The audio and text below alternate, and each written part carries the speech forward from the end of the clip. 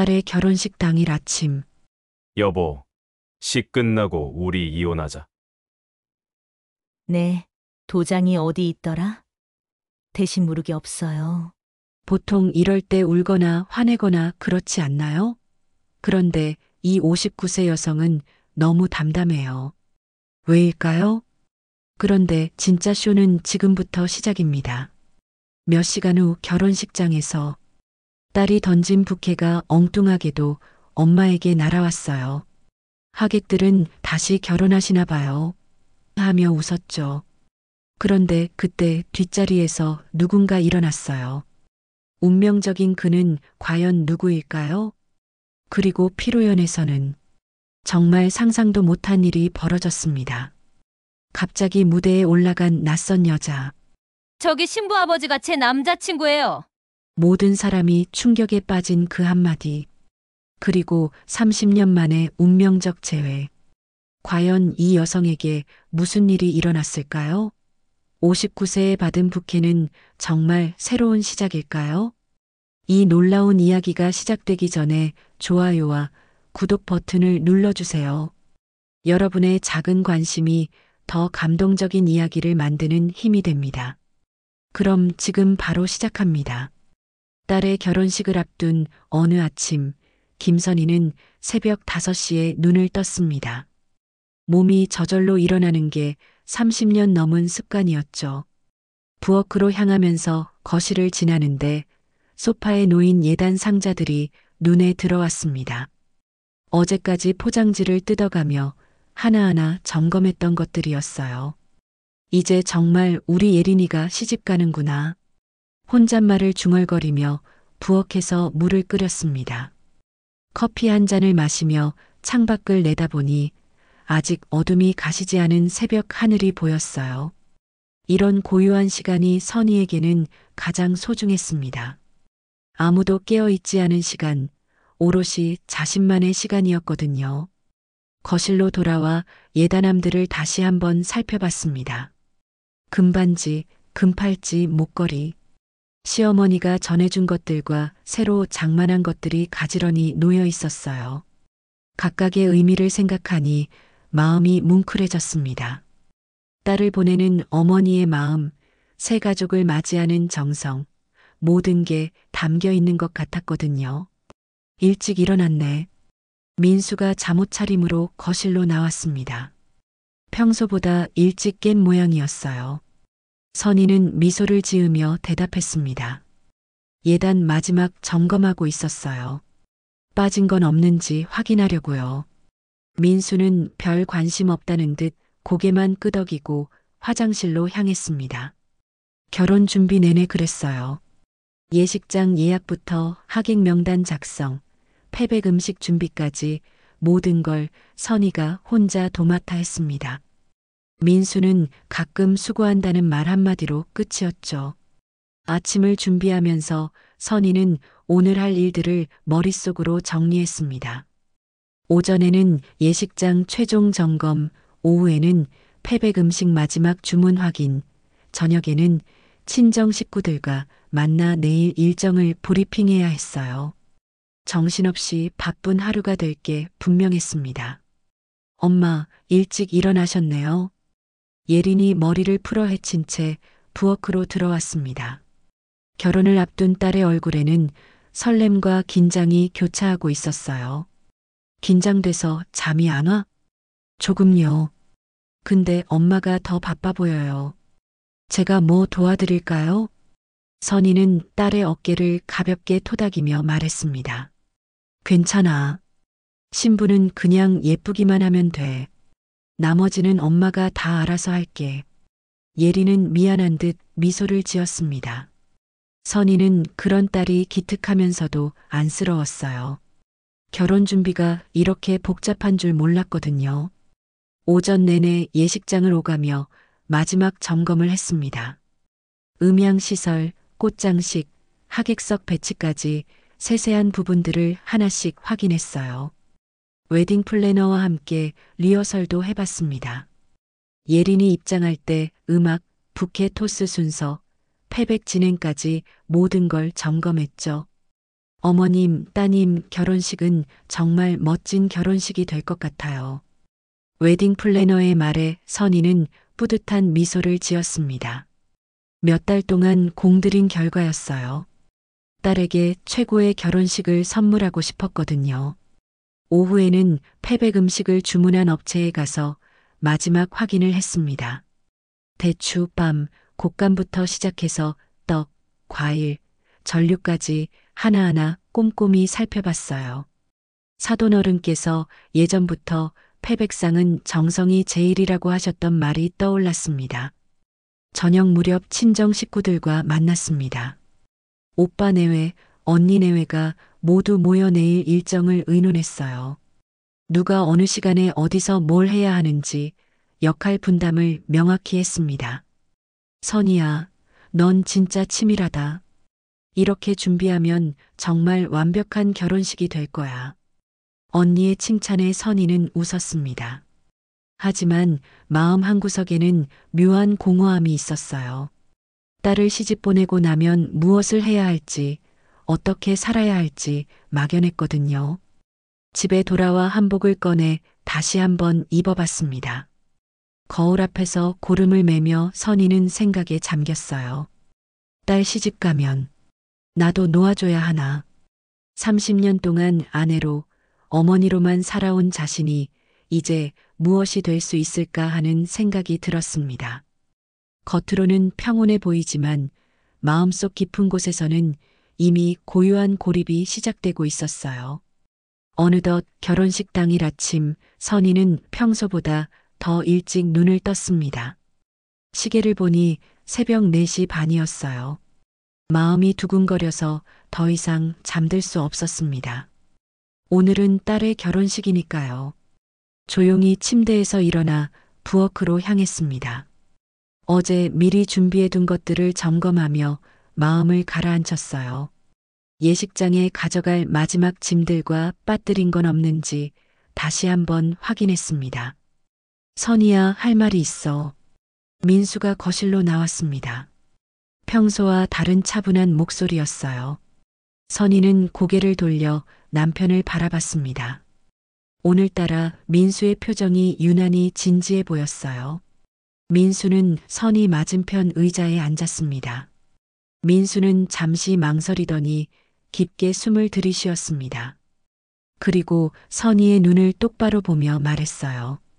시 끝나고 우리 이혼하자. 선희는 그 말을 듣고 잠시 멍해졌습니다.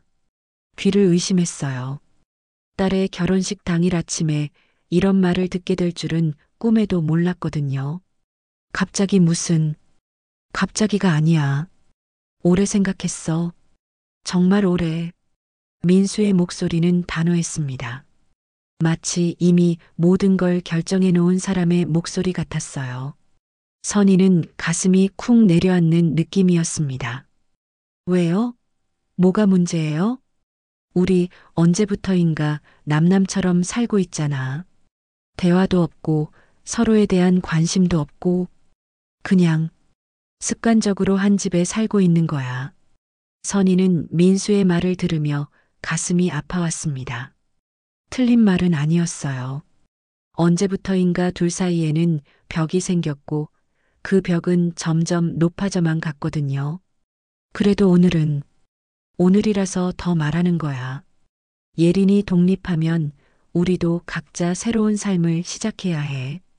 민수는 미리 준비해 온 듯 서류 봉투를 꺼내 선희 앞에 놓았습니다. 이혼 협의서였어요. 선희는 그 서류를 바라보며 현실감이 없었습니다. 마치 남의 일을 보는 것 같았어요. 서둘러서 미안해. 하지만 더 늦추고 싶지 않았어. 선희는 서류를 들여다봤습니다. 이미 민수의 서명과 도장이 찍혀 있었어요. 재산 분할, 양육권, 모든 것이 깔끔하게 정리되어 있었습니다. 예린이는 이미 성인이니 양육권 문제는 없었고 재산은 반반으로 나누기로 되어 있었어요.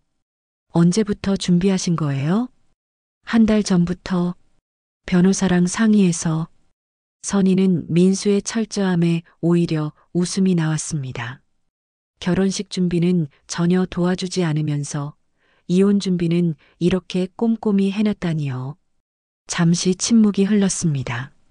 선희는 서류를 보며 30년 결혼 생활을 떠올렸어요. 처음 만났을 때의 설렘, 결혼식 날의 행복, 예린이를 낳았을 때의 기쁨, 그리고 언제부터인가 시작된 무관심과 소외감까지. 알겠어요. 선희가 고개를 끄덕였습니다. 민수는 의외라는 듯 선희를 바라봤어요. 정말? 네. 사실 저도 느끼고 있었어요. 우리가 예전 같지 않다는 걸. 선희는 의외로 차분했습니다. 오히려 후련한 기분이었어요. 오래전부터 마음 한구석에서 예상하고 있던 일이었거든요. 도장이 어딨더라? 선희가 일어나 서랍을 뒤적거렸습니다. 도장을 찾아 서류에 찍었어요. 30년 결혼 생활이 그렇게 간단하게 정리됐습니다. 대신 무르기 없어요. 오늘만큼은 예린이를 위해 축하해야죠. 민수는 선희의 담담한 반응에 당황스러워했습니다. 아마 더 큰 충격을 받거나 울거나 화를 낼 줄 예상했을 거예요. 이제 준비해야겠어요. 늦으면 안 되니까. 선희는 서류를 민수에게 건네주고 자리에서 일어났습니다. 그리고 평소와 다름없이 아침 준비를 시작했어요.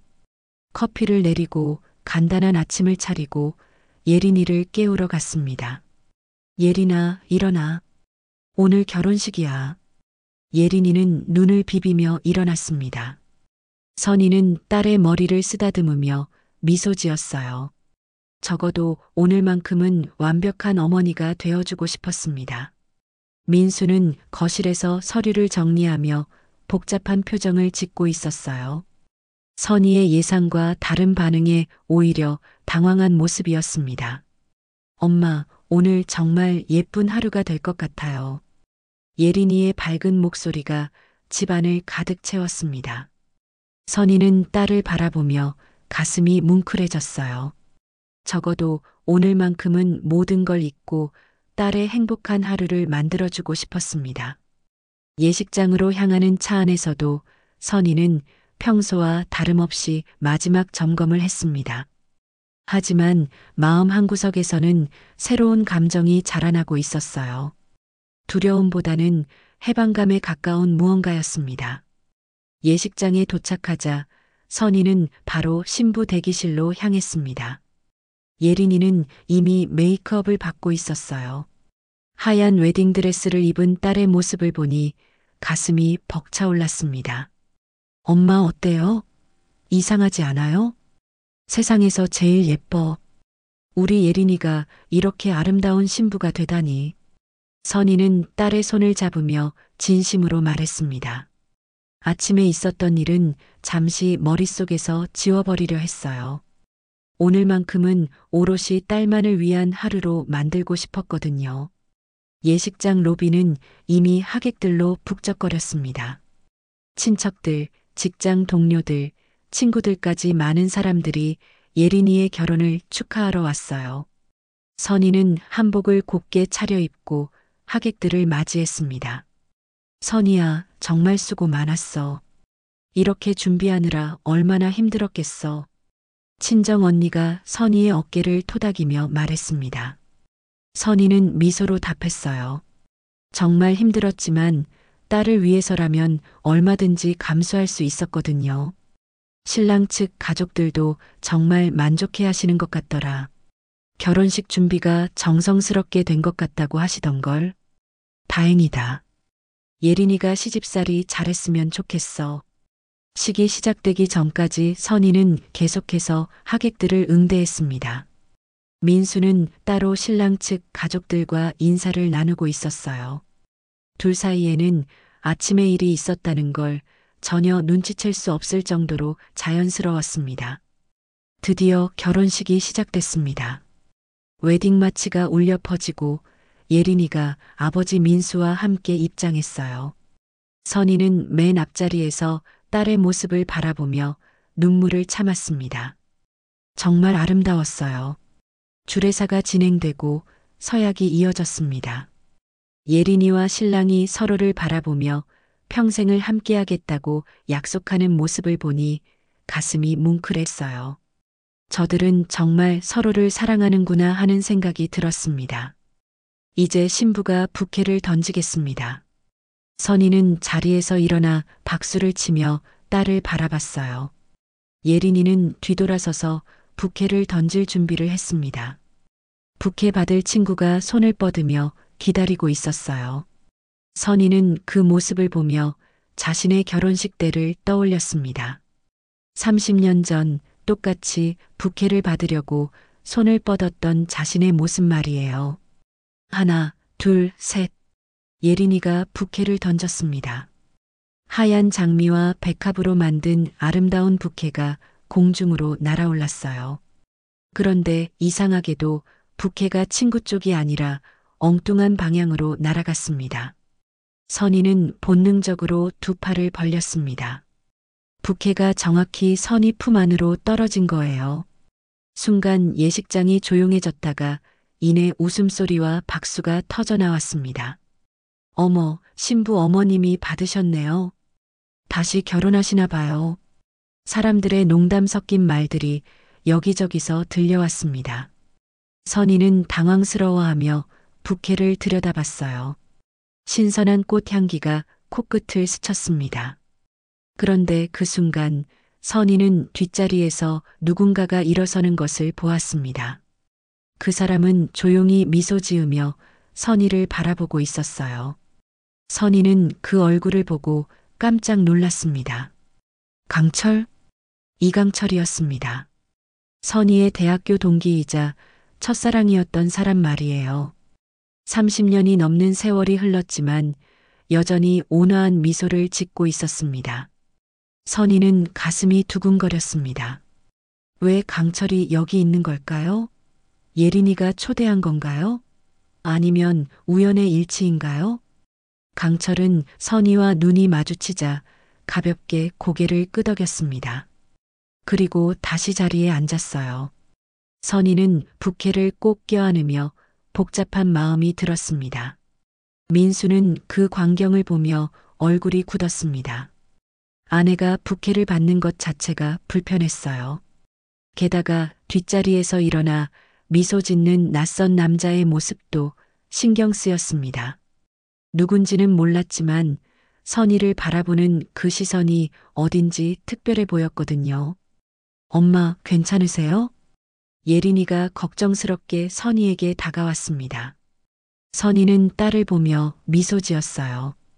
괜찮아. 근데 엄마가 부케를 받아도 되는 거야? 그럼요. 어쩐지 엄마 쪽으로 날아가더라고요. 신기해요. 예린이는 웃으며 말했습니다. 선희는 딸의 웃는 얼굴을 보며 마음이 따뜻해졌어요. 식이 끝나고 피로연이 시작됐습니다. 선희는 부케를 조심스럽게 의자 옆에 놓고 하객들과 인사를 나눴어요. 그런데 계속해서 강철의 존재가 신경 쓰였습니다. 선희 씨. 그때 뒤에서 누군가가 선희를 부르는 소리가 들렸습니다. 돌아보니 강철이 서 있었어요. 30년이 넘은 세월의 흔적이 얼굴에 있었지만 여전히 따뜻한 눈빛은 그대로였습니다. 강철 씨, 정말 오랜만이에요. 어떻게 여기에? 예린이가 초대해줬어요. 대학교에서 가끔 특강을 하는데 그때 인연이 닿았거든요. 강철은 현재 대학 교수라고 했습니다. 선희는 그제서야 이해가 됐어요. 예린이가 대학생 때 강철의 특강을 들었던 거죠. 축하합니다. 예린이가 정말 예쁘게 컸네요. 고마워요. 그런데 강철 씨는 어떻게 지내세요? 그냥 평범하게 지내고 있어요. 강철은 선희를 바라보며 말했습니다. 그 시선 속에는 오래된 그리움 같은 것이 서려 있었어요. 아까 부케 받으시는 거 봤어요. 뭔가 의미가 있을 것 같은데요. 강철의 말에 선희는 웃었습니다. 정말 신기한 일이었어요. 왜 하필 오늘 하필 자신에게 부케가 날아온 걸까요? 글쎄요. 우연의 일치겠죠. 선희는 대답했지만 마음 한구석에서는 이게 정말 우연일까 하는 생각이 들었습니다. 아침에 민수로부터 이혼을 선언받고 오후에는 부케를 받고 그리고 첫사랑과 재회하고 모든 게 너무 드라마틱했어요. 피로연이 한창 진행되고 있었습니다. 하객들은 맛있는 음식을 먹으며 화기애애한 분위기 속에서 대화를 나누고 있었어요. 선희는 각 테이블을 돌아다니며 인사를 나누느라 바빴습니다. 신부 어머니로서 마지막까지 예의를 지켜야 했거든요. 사돈, 정말 수고 많으셨겠어요. 이렇게 완벽한 결혼식은 처음 봐요. 예린이 시댁 친척분이 선희에게 다가와 말씀하셨습니다. 선희는 고개를 숙이며 인사했어요. 감사합니다. 예린이 잘 부탁드립니다. 정말 정성이 대단하세요. 결혼식 준비며 음식 하나하나까지 어머니 마음이 다 느껴져요. 선희는 그런 칭찬을 들으며 뿌듯했습니다. 몇 달 동안 공들인 보람이 있는 것 같았어요. 하지만 동시에 마음 한편에서는 허전함도 느껴졌습니다. 이제 정말 딸을 보내는구나 하는 생각 때문이었죠. 무대에서는 신랑 친구들이 축가를 부르고 있었습니다. 분위기가 한층 고조되고 있었어요. 선희는 예린이 옆에 앉아 딸의 행복한 모습을 바라봤습니다. 엄마, 정말 고마워요. 이런 멋진 결혼식을 만들어주셔서. 예린이가 선희의 손을 꼭 잡으며 말했습니다. 선희는 딸의 손을 쓰다듬으며 미소 지었어요. 당연한 거야. 우리 예린이 평생 기억할 수 있는 아름다운 하루가 되었으면 했어. 그때였습니다. 갑자기 무대 쪽에서 소란이 일어났어요. 축가가 끝나자 한 여자가 무대 위로 올라가는 것이었습니다. 처음에는 누군가의 깜짝 축하 이벤트인 줄 알았어요. 그 여자는 40대 정도로 보였습니다. 짙은 화장에 빨간 원피스를 입고 있었어요. 선희는 그 여자를 본 적이 없었습니다. 하객 명단에도 없는 사람 같았어요. 마이크 좀 빌릴게요. 여자는 사회자에게서 마이크를 빼앗듯 가져갔습니다. 사회자는 당황해하며 상황을 파악하려 했지만 여자는 이미 마이크를 켜고 있었어요.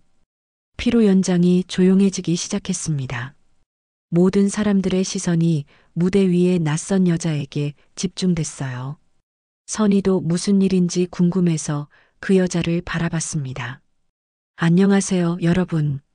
여자의 목소리가 피로 연장 전체에 울려 퍼졌습니다. 그 목소리에는 묘한 긴장감이 서려 있었어요. 오늘 이 아름다운 결혼식에 초대받지 않았지만 꼭 와야겠다는 생각이 들어서 왔습니다. 하객들 사이에서 웅성거리는 소리가 들렸습니다. 뭔가 이상한 분위기였어요. 선희는 불안한 마음이 들기 시작했습니다. 민수는 자리에서 일어나려 했지만 여자의 다음 말에 얼어붙었어요. 이 결혼 축하하기 싫네요. 순간 피로 연장이 조용해졌습니다. 모든 사람들이 숨을 죽이고 여자의 말을 듣고 있었어요. 예린이는 당황해서 어머니를 바라봤습니다. 왜냐하면 저기 앉아 계신 분, 신부 아버지 장민수 씨가 제 애인이거든요. 그 순간 피로 연장이 완전히 조용해졌습니다. 마치 시간이 멈춘 것 같았어요. 선희는 그 말을 듣고 머리가 하얘졌습니다. 예린이는 충격으로 손에 들고 있던 물컵을 떨어뜨렸습니다. 컵이 바닥에 떨어져 깨지는 소리가 조용한 피로 연장에 크게 울려 퍼졌어요. 거짓말이죠? 예린이가 떨리는 목소리로 말했습니다. 하지만 여자는 냉소적인 미소를 지으며 계속 말했어요. 거짓말이라고요? 그럼 장민수 씨에게 직접 물어보세요. 지난주에도 저희 호텔에서 만났는걸요. 민수는 창백한 얼굴로 자리에 앉아 있었습니다. 일어나서 뭔가 해명을 해야 할 상황이었지만 입을 열지 못했어요. 최유라 씨, 지금 당장 나가세요. 민수가 겨우 입을 열었습니다. 그 여자의 이름이 최유라라는 것도 이제야 알았어요. 선희는 그 이름을 듣고 가슴이 철렁 내려앉았습니다. 나가라고요? 왜요? 제가 거짓말을 하고 있나요? 유라는 민수를 향해 도발적으로 말했습니다. 그리고 가방에서 휴대폰을 꺼내 흔들어 보였어요. 증거도 있어요. 민수 씨가 저에게 보낸 문자 메시지들, 통화 녹음, 함께 찍은 사진들까지. 하객들 사이에서 술렁거림이 커졌습니다. 누군가는 휴대폰으로 이 상황을 촬영하기 시작했어요. 선희는 딸을 보호해야겠다는 생각이 들었습니다. 예린아, 일어나자. 선희가 딸의 손을 잡으며 말했습니다. 하지만 예린이는 충격에서 헤어나지 못하고 있었어요. 아빠, 정말이에요? 정말 그런 거예요? 예린이가 아버지를 바라보며 물었습니다. 민수는 고개를 들지 못했어요. 그 모습이 곧 답이었습니다. 선희는 조용히 민수의 얼굴을 바라봤습니다. 아침에 이혼을 선언했을 때의 그 차분한 모습은 온데간데 없었어요. 지금의 민수는 그저 들킨 바람둥이의 모습일 뿐이었습니다. 30년 동안 속였군요. 선희가 조용히 말했습니다. 그 목소리에는 분노보다는 실망이 담겨 있었어요. 유라는 만족스러운 듯 미소 지으며 마이크를 내려놓았습니다. 그리고 유유히 피로 연장을 빠져나갔어요. 뒤에는 엄청난 혼란만 남겨둔 채 말이죠. 모든 분들께 죄송합니다. 선희가 일어나서 하객들에게 고개를 숙였습니다. 어떻게든 이 상황을 수습해야 했어요. 적어도 딸의 결혼식만은 지켜주고 싶었거든요. 신랑 측 가족들은 당황해하며 서로 눈빛을 주고받고 있었습니다. 이런 일이 생길 줄은 꿈에도 몰랐을 거예요. 예린이는 결국 울음을 터뜨리고 말았습니다. 인생에서 가장 행복해야 할 날이 최악의 하루가 되어버린 거죠. 선희는 딸을 꼭 안아주며 마음이 아팠습니다. 민수의 잘못으로 딸까지 상처받게 만들고 싶지 않았는데 결국 이런 일이 벌어지고 말았어요. 강철은 뒷자리에서 이 모든 상황을 지켜보고 있었습니다. 선희가 얼마나 힘들어할지 충분히 짐작할 수 있었어요. 결혼식장의 혼란은 쉽게 가라앉지 않았습니다. 하객들은 웅성거리며 서로 눈빛을 주고받았고 일부는 조용히 자리를 뜨기 시작했어요. 선희는 울고 있는 딸을 달래면서도 이 상황을 어떻게 수습해야 할지 막막했습니다. 예린아, 괜찮아. 엄마가 있잖아. 선희가 딸의 등을 쓰다듬으며 속삭였습니다. 하지만 예린이의 눈물은 멈추지 않았어요. 인생에서 가장 행복해야 할 날이 이렇게 망가져 버렸으니까요. 신랑 준호가 당황해하며 예린이에게 다가왔습니다. 갑작스러운 상황에 어떻게 반응해야 할지 몰라 하는 모습이었어요. 예린아, 우리 잠시 밖으로 나가자. 준호가 조심스럽게 말했습니다. 예린이는 고개를 끄덕이며 일어났어요. 선희도 함께 자리에서 일어났습니다. 어머님도 함께 가세요. 준호가 선희에게 말했습니다. 세 사람은 조용히 피로 연장을 빠져나왔어요. 밖에서도 하객들이 수군거리는 소리가 들렸습니다. 신부 대기실에 도착하자 예린이는 다시 울음을 터뜨렸습니다. 웨딩드레스를 입은 채로 소파에 주저앉아 흐느끼는 모습이 너무 안타까웠어요. 아빠가 정말 그런 일을 했을까요? 믿을 수가 없어요. 예린이가 선희를 바라보며 물었습니다.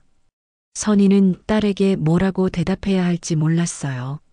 진실을 말하기에는 너무 잔혹했고 거짓말을 하기에는 너무 명백한 상황이었거든요. 예린아, 엄마도 알고 계셨어요? 아빠가 바람 피우는 거? 예린이의 직설적인 질문에 선희는 당황했습니다. 사실 완전히 몰랐던 건 아니었어요. 최근 몇 년 동안 민수의 행동에서 이상한 점들을 느꼈었거든요. 늦은 귀가, 주말 출근, 갑작스러운 출장, 휴대폰을 뒤집어두는 습관. 작은 신호들이 있었지만 선희는 모르는 척했습니다. 확실히 알고 싶지 않았거든요. 엄마도 정확히는 몰랐어. 그냥 느낌만 있었을 뿐이야. 선희가 솔직하게 대답했습니다. 이제 와서 거짓말을 할 필요는 없다고 생각했어요. 그럼 왜 그냥 넘어가셨어요? 왜 아무 말도 안 하셨어요? 확실하지 않았으니까. 그리고 가정을 지키고 싶었어. 선희의 대답에 예린이는 더욱 울음을 터뜨렸습니다. 결국 어머니도 피해자였다는 걸 깨달았기 때문이에요. 준호는 말없이 예린이 옆에 앉아 있었습니다. 신혼 첫날부터 이런 일을 겪게 될 줄은 몰랐을 거예요. 하지만 예린이를 위로하려는 마음만은 진실해 보였습니다. 어머님, 괜찮으세요? 준호가 선희에게 조심스럽게 물었습니다. 선희는 고개를 끄덕였어요. 난 괜찮아. 예린이만 괜찮으면 돼. 그때 대기실 문이 열리며 민수가 들어왔습니다. 얼굴이 창백해져 있었고 어떻게 해야 할지 모르겠다는 표정이었어요. 예린아, 아빠 들어오지 마세요. 예린이가 아버지를 보며 소리쳤습니다. 민수는 발걸음을 멈췄어요. 아빠 정말 이해요? 예린이의 질문에 민수는 아무 대답을 하지 못했습니다. 그 침묵이 곧 답이었어요. 최악이에요. 정말 최악?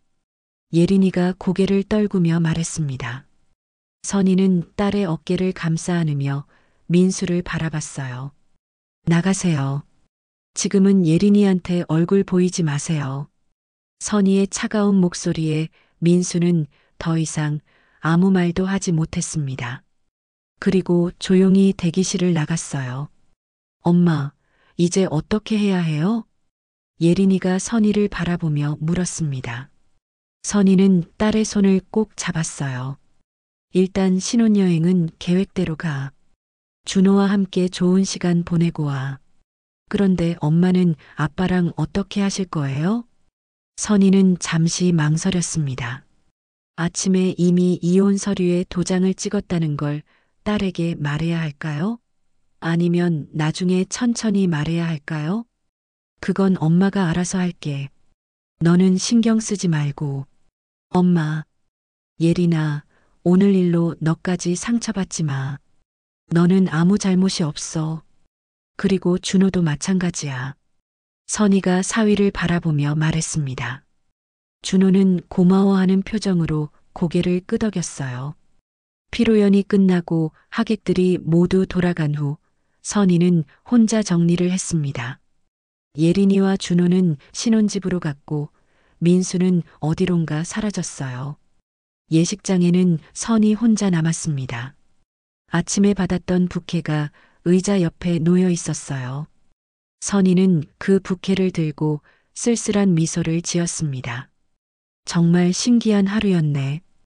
혼잣말을 중얼거리며 부케를 바라봤습니다.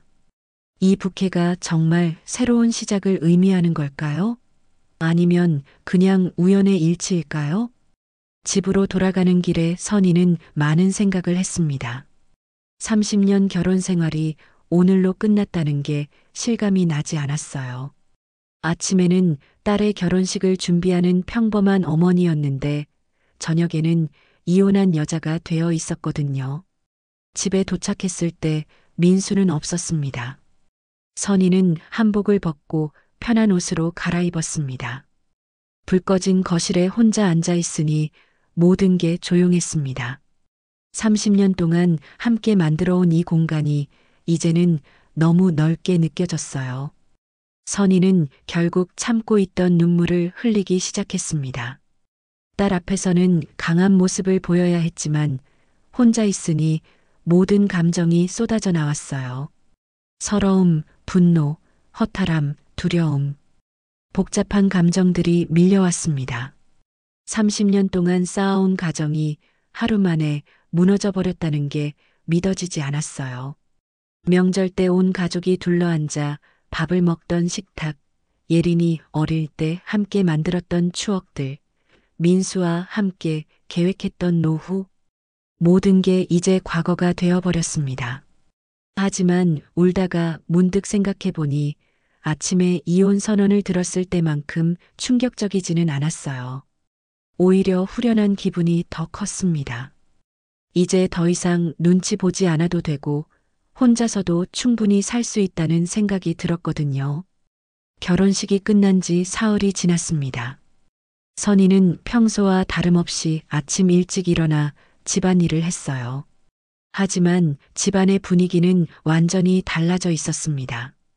민수는 그날 밤 늦게 들어와서 거의 말을 하지 않았고 선희도 굳이 대화를 시도하지 않았어요.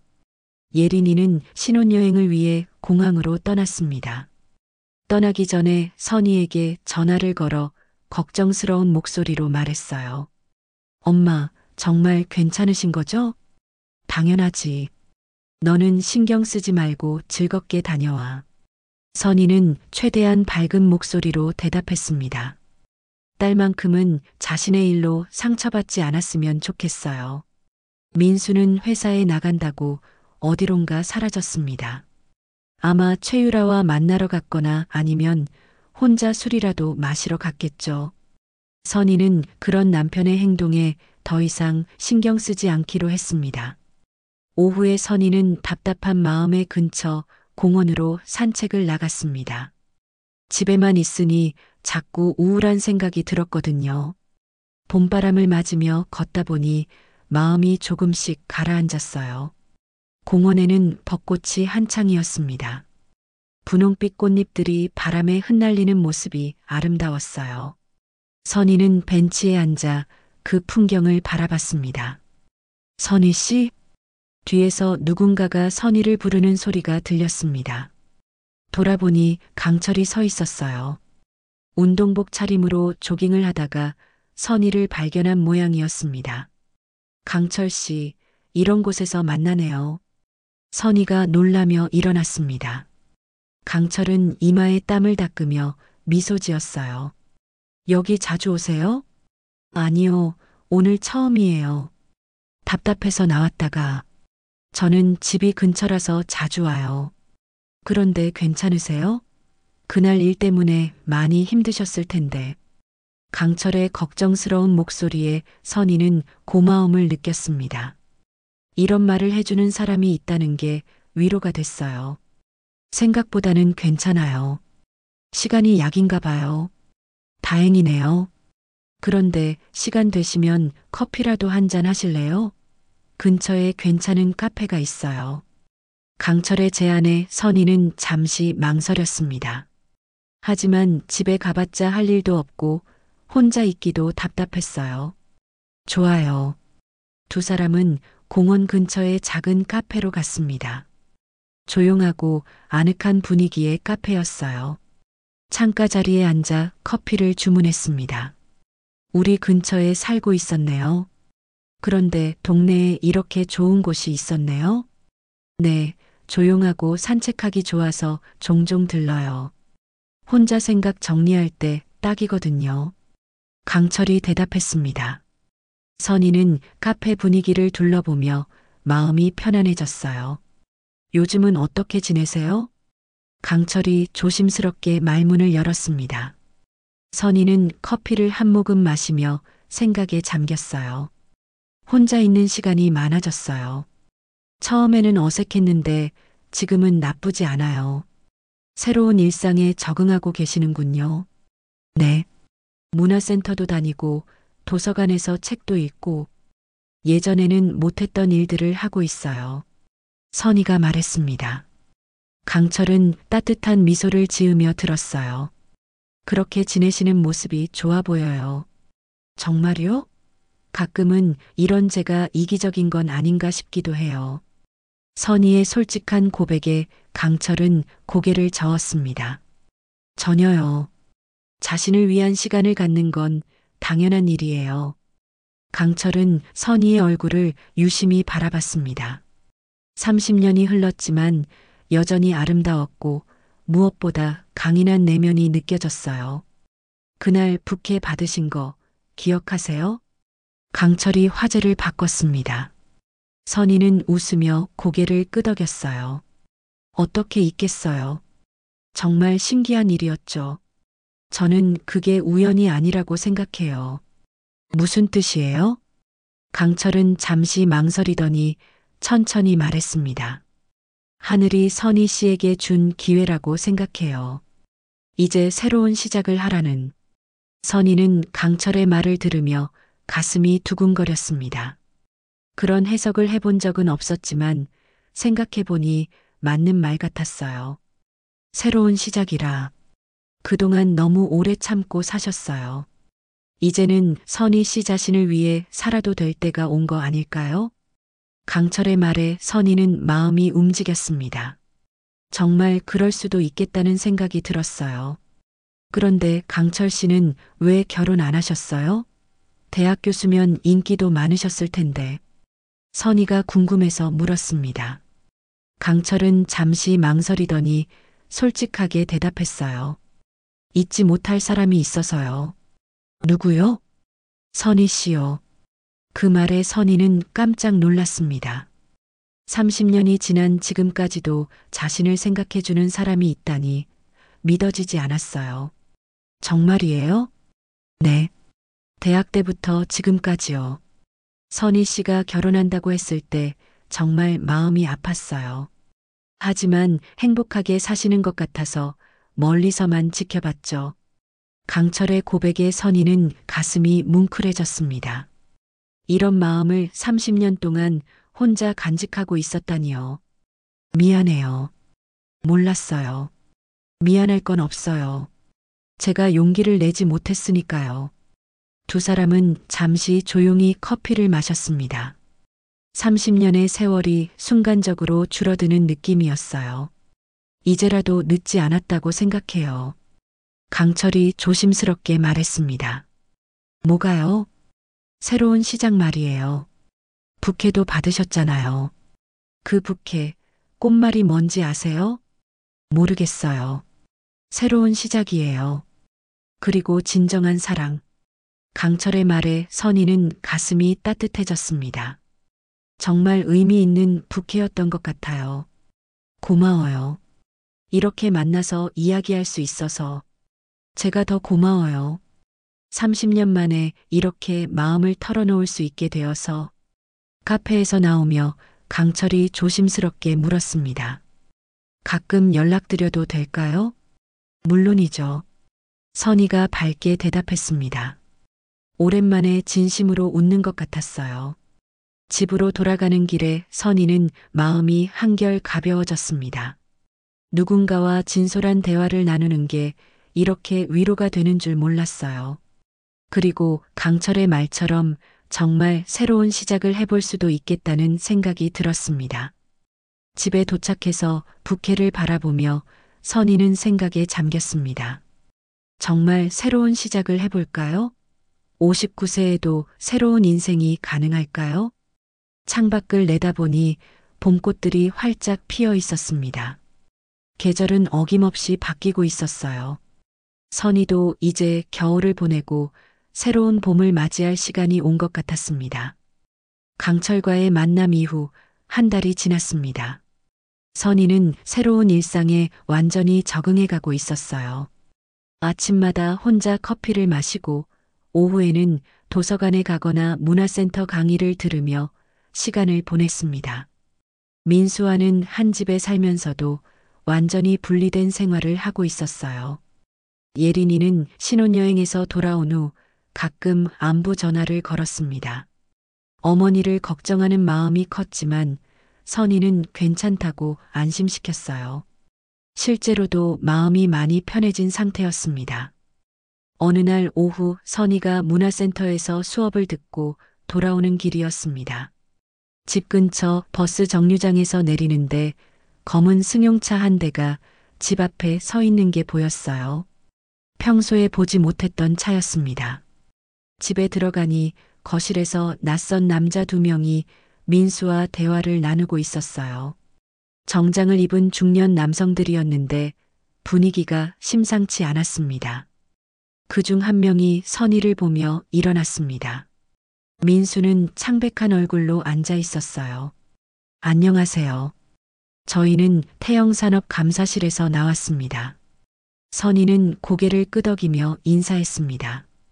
회사 사람들이 집까지 찾아온다는 건 보통 일이 아니었어요. 남편분과 중요한 이야기가 있어서요. 조금만 더 시간을 내주시면 감사하겠습니다. 네, 그러세요. 선희는 부엌으로 가서 물을 끓였습니다. 거실에서 들려오는 대화 소리가 점점 진지해졌어요. 법인카드, 증빙, 개인 사용 같은 단어들이 귀에 들렸습니다. 1시간 정도 지나자 감사실 직원들이 떠났습니다. 민수는 현관문을 닫고 거실로 돌아와 소파에 주저앉았어요. 얼굴이 완전히 상해 있었습니다. 선희는 민수에게 차를 한 잔 가져다 줬습니다. 무슨 일인지 궁금하기보다는 이상하게 냉정한 자신을 발견했어요. 회사 일이에요? 응. 민수가 짧게 대답했습니다. 더 이상 말하고 싶어 하지 않는 것 같았어요. 선희도 굳이 캐묻지 않았습니다. 어차피 자신과는 상관없는 일이라고 생각했거든요. 저녁 식사는 각자 따로 했습니다. 민수는 거의 먹지도 않고 방으로 들어갔어요. 선희는 혼자 텔레비전을 보며 시간을 보냈습니다. 다음 날부터 민수는 집에 있는 시간이 늘어났습니다. 회사에 나가지 않고 하루 종일 집에서 전화만 받고 있었어요. 변호사와 통화하는 소리도 들렸습니다. 며칠 후 선희가 시장에서 장을 보고 돌아오는 길에 언니에게 전화가 왔습니다. 선희야, 괜찮아? 뉴스에서 봤는데 네 남편 회사가. 뉴스? 응, 회계 부정으로 수사받는다고 나오던데? 태영산업 맞지? 선희는 그제서야 상황의 심각성을 깨달았습니다. 집에 돌아와 인터넷 뉴스를 검색해 봤어요. 태영산업 임원진 회계 부정 의혹으로 검찰 수사 착수, 장민수 이사 등 임원 3명, 회사 자금 개인 유용 혐의.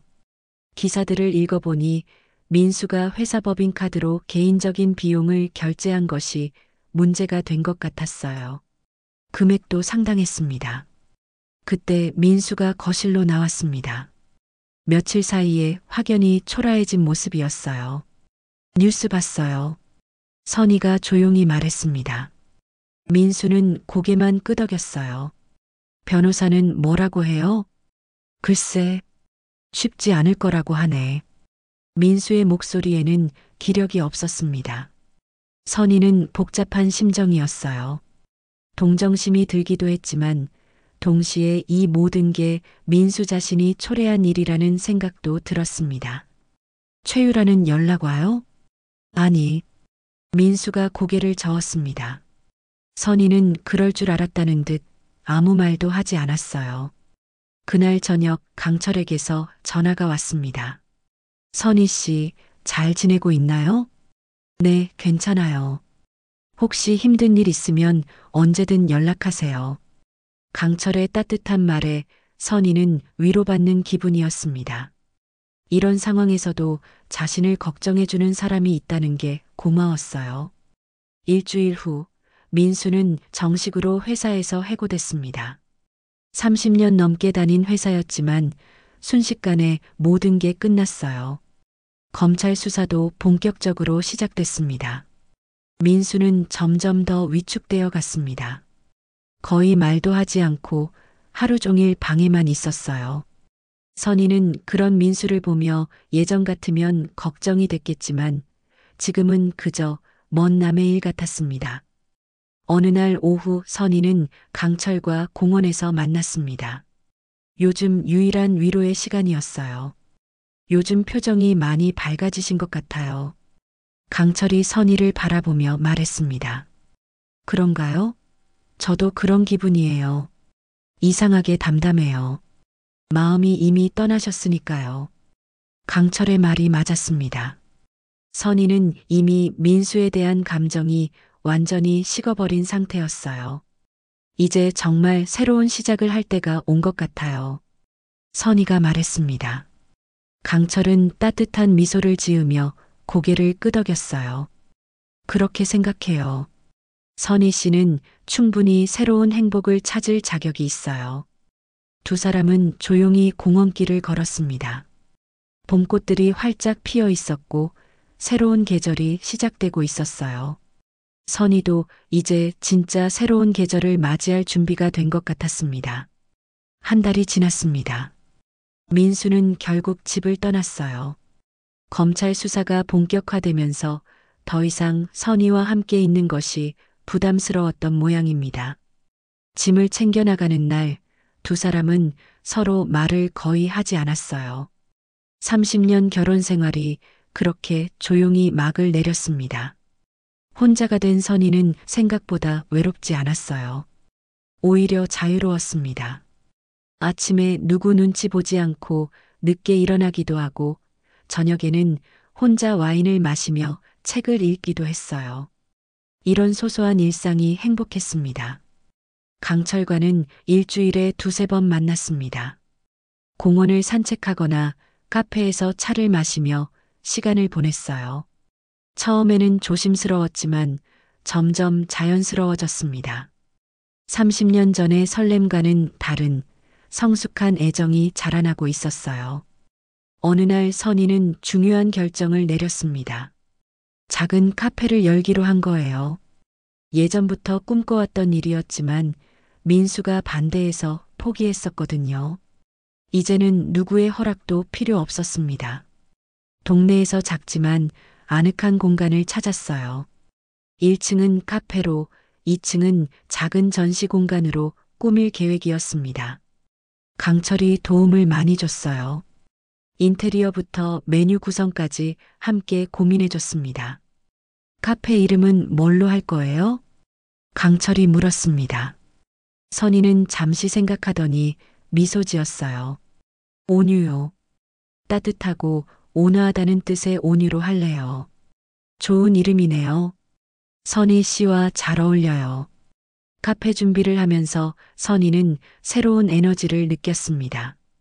오랜만에 뭔가를 위해 열정적으로 움직이는 자신을 발견했어요. 59세에 시작하는 새로운 도전이었지만 두렵지 않았습니다. 개업 준비를 하던 어느 날 예린이가 남편과 함께 찾아왔습니다. 임신 소식을 알리러 온 거였어요. 엄마, 저 곧 엄마가 된대요. 예린이의 환한 미소에 선희는 눈물이 났습니다. 딸이 새로운 가정을 꾸려가는 모습이 대견했어요. 축하해, 우리 예린이. 정말 축하해. 엄마도 새로운 시작하시는 것 같아 좋아요. 카페 정말 예쁘게 꾸며지고 있네요. 예린이는 어머니의 변화를 긍정적으로 받아들이고 있었습니다. 처음에는 걱정이 많았지만 지금의 선희가 훨씬 밝아 보인다고 말했어요. 아빠는 어떻게 지내세요? 예린이가 조심스럽게 물었습니다. 선희는 잠시 망설이다가 솔직하게 대답했어요. 잘 모르겠어. 연락하지 않거든. 그래도 괜찮으세요? 응, 괜찮아. 오히려 편해. 예린이는 어머니의 담담한 대답에 안도했습니다.